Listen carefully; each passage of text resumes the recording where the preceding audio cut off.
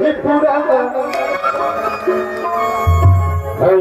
पूरा बोला कौन कर ही पूरा ये गुरु माला के पास के सपना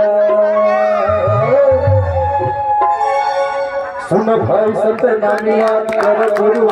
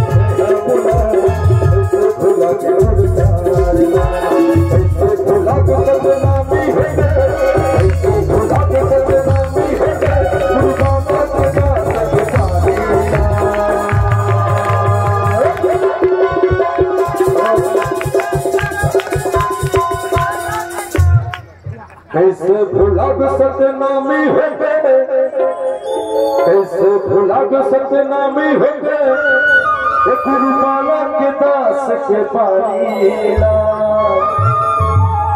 सुन भाई सतनामी याद कर गुरु मानी और बाधा के गाँव कहने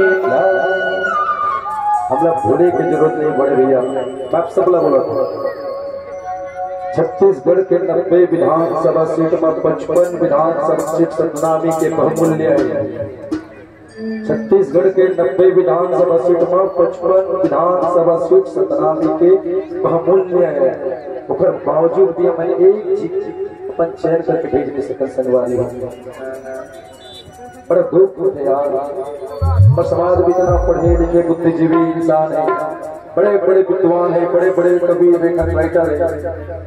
बाबा जीवन इतना जगावत है अपने वाणी के माध्यम से, राउटी के माध्यम से, सत्संग के माध्यम से, मगर समाज समझो संगवारी हो। आप से मैं निवेदन करता हूँ मैं हिंदुस्तान के आधा राज्य प्रोग्राम कर मुझे आप मन के आशीर्वाद से, मगर हर जगह यार वही एकता होना चाहिए। बड़े भैया मैं सबसे निवेदन करता हूँ, छोटे भाई हो सकते मुझसे कुछ गलती हो तो मैं क्षमा चाहूँ मैं बिल्कुल, मगर यार अरे एक हो जो सतनामी हो जहुदा शलवा, एक हो जो सतनामी हो जहुदा शलवा, अब तो चारों मोड़ा है सतनामी के जलवा, अब तो चारों मोड़ा है सतनामी के जलवा। ये सोच के अपन वाणी का विराम देता हूँ। आप सब लोग सादर प्रणाम करता हूँ। जय सतनाम जय सतनाम। मगर एक बार अपना